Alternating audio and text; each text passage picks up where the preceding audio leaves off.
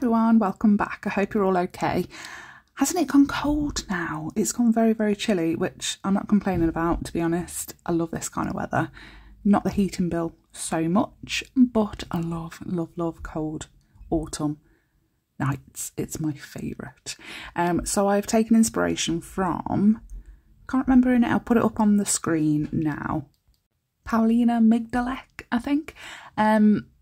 So I love these, absolutely love them. But I thought I'd change it up a little tiny bit. Obviously, I'm not going to use the same colours as she did.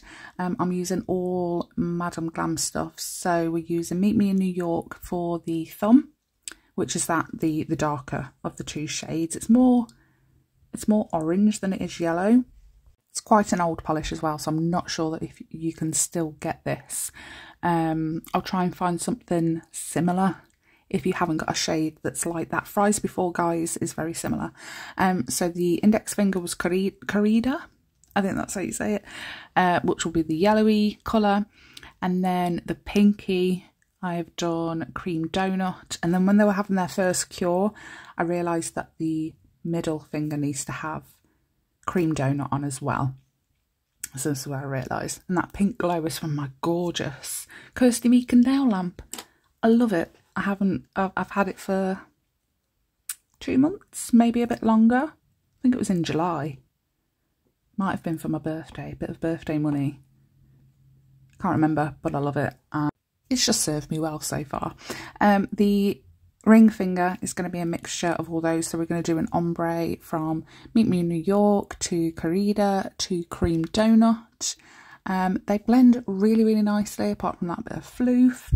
But just with the ombre brush, the first coat is always a bit pants. It's always a bit rubbish. So don't worry too much. As long as you've got a good-ish blend on there, just give it a cure. Once you start building up the layer, onto the next layer, sorry, it's absolutely fine. So never ever worry about that first layer. Just make sure there's a little bit of a blend and get it cured. Move on. Otherwise you'll spend far too much time on it. This is the second coat, so you will see I do end up, when I put the orange down and the yellow and then the cream, I think I changed my mind to put a little bit more orange on there. So I'll get the brush and I'll push it down into the yellow a little bit more, so there's a bit more orange. I really enjoyed doing this set. It was something super simple because only 2 nails have the details on. And the rest are nice and plain, and yeah, just really, really easy, nice and simple, Halloweeny, autumny, fall nails. I loved it. And it's a little bit, because they're bright colours as well, they're not so dark, it's just a nice little introduction. If you're still wanting those like bright colours, this is perfect. I haven't forgotten the other pumpkin nails I did. So those Sanrio characters that I did the other day, I was saying how it was supposed to be a set of 4, but I took the 2 away because they didn't quite work. I have edited the footage that was left over that included those ones, so I have edited that. I've still got a voiceover, but it will be uploaded at some point this week. I've taken red, orange and coral iridescent hex glitters from Charlie's Nail Art Supplies. All the codes and everything will be on the screen and in the description box as well. Gotta save us some pennies at this cost of living crisis, haven't we? So where it's the deeper colour, I've tried to ombre the glitters a little bit as well, but they've all kind of gone into each other, so it doesn't really matter that much. Just whack it on. It looks great anyway. I love those glitters.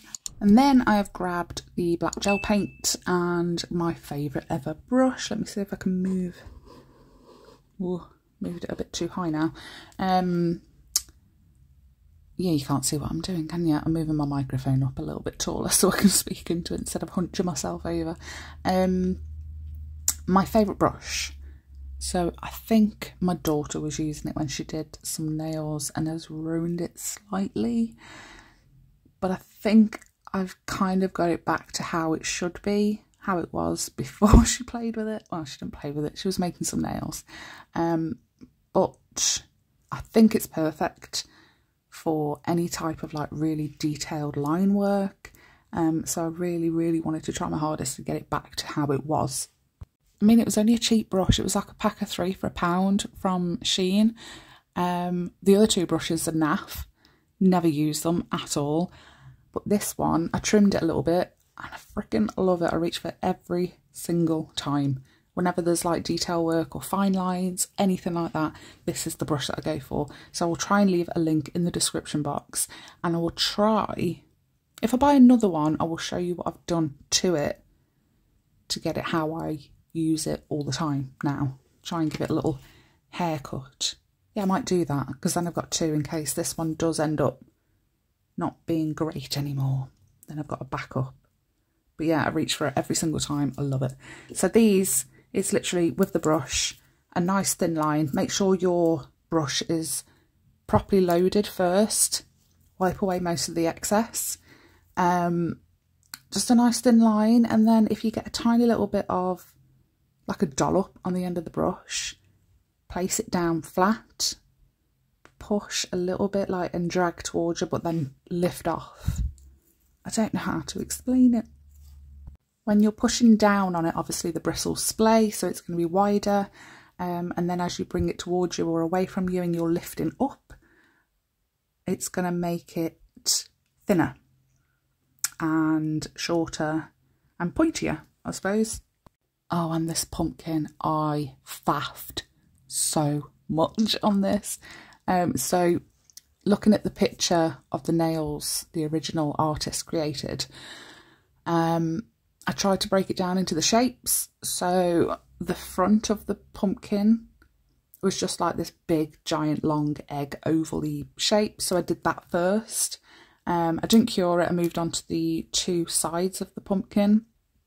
Again, like the first shape, but like half of it. It doesn't make no sense whatsoever, does it? And then the last bits, you want to go in at the top of the pumpkin, but then stop before the end, before the bottom of the pumpkin. It's easier to watch, isn't it? Yeah, just watch. But once I was happy with the shape, and I finished faffing and faffing, I think I only did 1 coat of the Meet Me in New York, and then once that was cured, I went in with the corrida. I don't know if that's how you say it. I have no idea. Put most of it at the bottom, and then we're just using the ombre brush to kind of fade it up a little bit. I don't think there's that much of a difference once it's done, especially on camera. It might be, yeah, I think it's actually better on camera than it is in real life. You can see the fade better on the camera. But then it was time to outline. So at first I was only going to do what I've done here, and like there was gaps, and I was happy with that. And then when it came to like when I was halfway lining the rest of the bits, the portions of the pumpkin, I changed my mind and I wanted those lines proper filled in lines.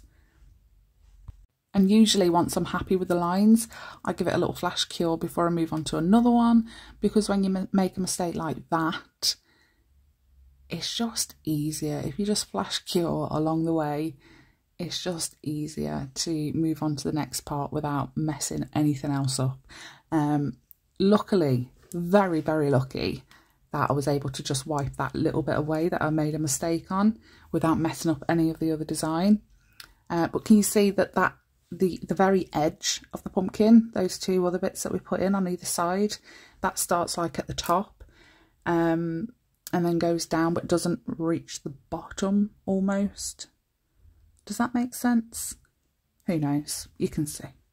And if I was flash curing as I went along, after I do the last line and I'm happy with it, I still give it a full cure, just to make sure, because obviously that last bit hasn't had any cures, so it all needs a full cure regardless. But once you're happy, then we can move on to the stalk. I've decided as well that this design is going to be for the ambassadors collaboration hosting whatever. Charlie's Nail Art Supplies Ambassadors Collage. Their theme for this week was pumpkins, hosted by Rachel Appleby. I can't remember the name of her Instagram, or if she has a YouTube. So I'll leave it linked down below as well, and I'll pop it on screen. So her Instagram tag is on screen now, and I'll leave her, she has got a YouTube channel. I will leave her Instagram, no, oh my gosh, I will leave her YouTube in the description box down below. I've gone back to the glitters, so I've put a base coat over all of the nails apart from the leafy one. And I'm just going to put, this is on the tacky layer, so base coat, cure, and then on that tacky layer we're going to do some of the glitters on all of the nails that haven't got anything on, that are all plain. So the thumb, the index and the pinky. Almost like once you've put the glitter on, almost rub it with the brush. I'm just using the application brush from Madame Glam. But you kind of want to like, it's called sugaring. No, it's not called sugaring. I can't remember what it's called. But once you've done that, base coat, give it a cure, give it a buff, and put a lovely matte top coat on. Look at those. I am obsessed. They're so, so pretty. But they are perfect if you're still into the bright summery colours, but you want to move on to, oh, a bit of floof, move on to autumn. This is perfect. Absolutely perfect. I've still got my tortoiseshell nails on, and they are growing out very fast. So this is a very high contender for my next set, if I don't see something even better next. Let me know what you think of this video. I really do hope you liked it. Please go and show Rachel some love. And Paulina ℙ𝕆𝔻𝕻. I'm so sorry for butchering your name, but yeah, go and show her some love because this design is unreal. But thanks so much for watching. Don't forget to hit like and subscribe, and I will see you in the next one. Bye!